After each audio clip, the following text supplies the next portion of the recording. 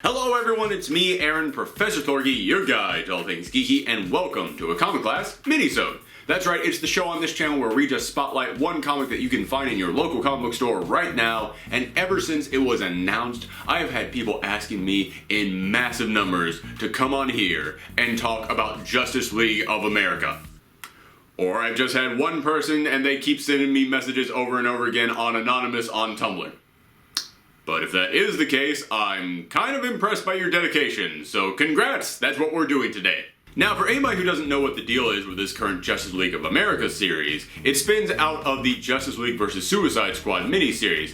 Now, spoiler alert for anybody who hasn't finished reading that, skip ahead by about 2 minutes, but at the end of that, Maxwell Lord gains the powers of Eclipso, which gives him the ability to take control of every single person on the planet, except for Batman, because he's Batman, and the Suicide Squad, because he was like, you're not gonna do anything, I don't need to worry about you. Which, by the way, supervillains out there, quick little tip, never say I don't need to worry about that character, they'll be the one that stops you.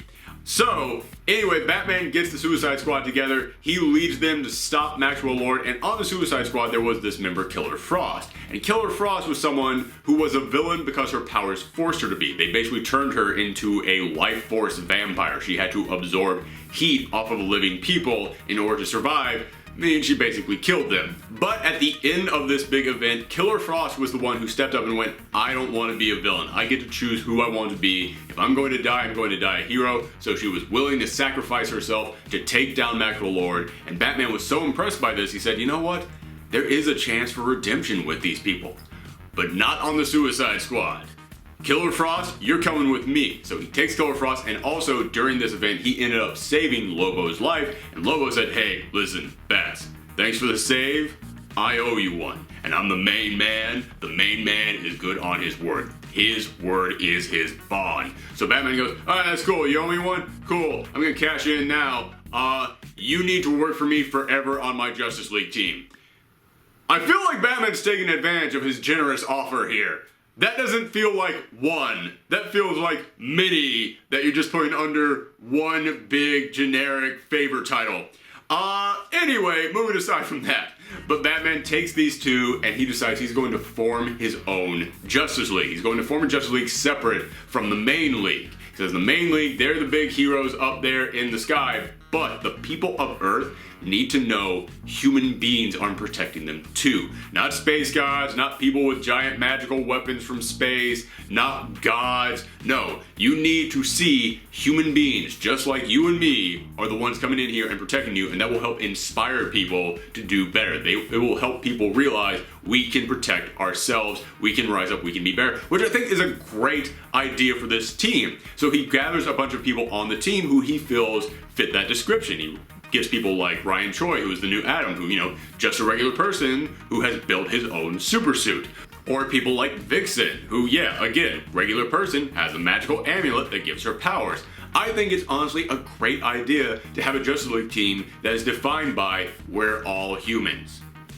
Aside from Lobo, I gotta point this out. This is something that bugs me every single time that Batman brings up. It's important that they see that it's humans who are saving them. It's important that they see it's not gods. It's important that they see it's mortals. It's like you literally have an immortal alien on your team. Like, never once has anyone pointed this out. Like, so far today, as I'm recording this, issue number 1 came out, and the Rebirth issue came out last month. And I was going to talk about the Rebirth issue. People wanted me to talk about that.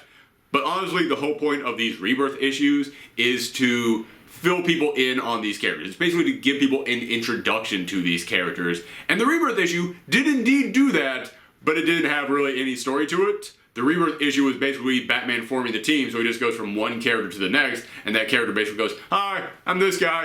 You want me to join the team? Cool. That's 2 pages, goes over to the next person. Hi, I'm this person.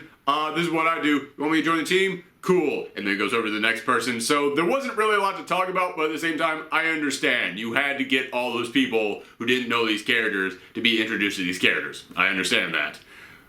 But out of these 2 issues, the Rebirth issue and issue number 1, he keeps bringing up this, it has to be humans who protect us. And I'm like, no one is mentioning Lobo. No one is mentioning the giant white elephant alien in the room, okay? No one's gonna talk about that? Alright, cool. Fine. So as I said, today issue number 1 came out, and going into this issue, I love the set for it. I love this idea that Batman is forming a team of just humans so that he can show everybody, hey, humans can protect each other, we can all be heroes. But it is weird that no one is mentioning Lobo. But going into this issue, we do actually see this team actually coming together. We actually do see this team working to save people. And honestly, I thought it was pretty cool. It was a pretty solid opening. Ivan Reis, I never heard his name pronounced. I don't know how it's actually pronounced. But the artist of this book does an amazing job. I think he does a great job capturing every single one of these characters and drawing these big epic scenes. I think he does a fantastic job. There were several shots in here that make me go, that needs to be a poster. And everybody who's read the issue, you know some of the pages I'm talking about.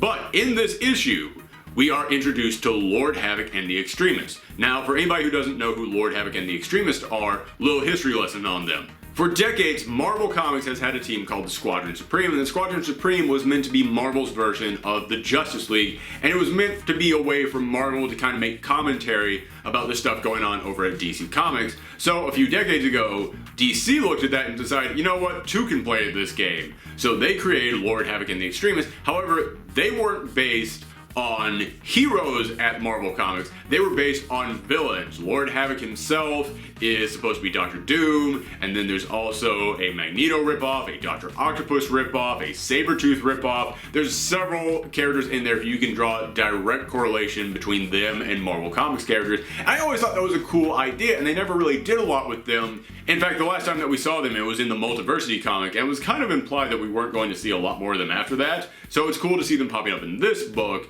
And also, if you want to start your Justice League book off right, having them go up against a bunch of knockoff versions of Marvel characters, not the worst way to start it off. I mean, if you want to have Batman punching a Dr. Doom ripoff, that does instantly let me know where these characters stand. So it's like, alright, you know what, not bad. So I'm happy to see that team of supervillains return, and we do get to see them going up against each other, and that's an awesome little fight scene. Could have been a little bit longer, but it is pretty short. This issue does end on a pretty solid cliffhanger. As I mentioned a moment ago, the art throughout all this looks gorgeous. I love the premise of this book.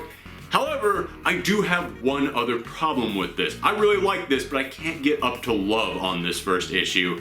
And the reason why is because they mentioned several times in this issue, oh man, our team, we can barely get our team to work together. Our team is constantly at each other's throats. We don't really see that in this issue. We saw it for like a page in the Rebirth issue, but in this issue I mostly saw this team working together. I didn't really see them fighting each other, but then again, I didn't actually see a lot of back and forth between these characters. I didn't actually see a lot of dialogue between these characters. We got a moment of Ryan Choi and Killer Frost, although I think she's just calling herself Frost now. But basically we got a scene of the two of them talking about science and working together on a project. And I was like, you know what, that's good. That's a little bit of team building, but that was it. I mean, in the Rebirth issues, we did get to see one character from the team going to recruit another character from the team. So we did get to see like a page of one character interacting with another character, but they didn't really let me know how they interacted with the rest of the team, how the rest of the team felt about them. And even then, it was just like one page. And as I've said many times, the character relations on a team, like the interactions between the members on a team, is one of the most important things to writing a team book. And so far, I don't think this book has that. It has the potential to have that, but it's kind of already talking about itself like it's done its job, like it's already conveyed that message, and it's like, yeah, you kind of haven't.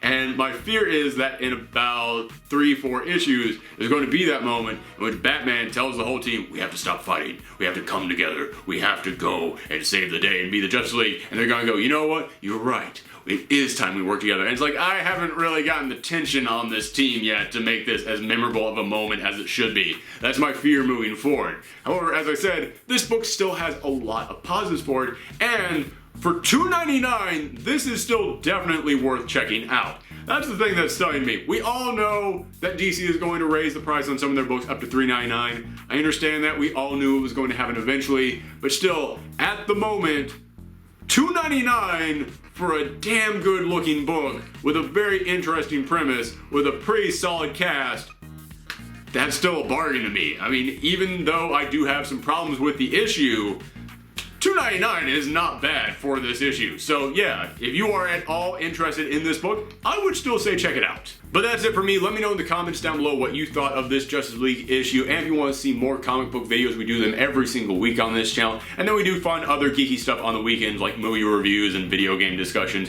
So if you want to see any of that, then make sure that you come back for the next episode. And also, if you like this episode, then make sure that you share it around the web. It's the best way to help out this channel, and you can always follow me on Twitter, Tumblr, and Twitch at Professor Thorgy. Thanks for tuning in, everyone. Come back next time. Bye.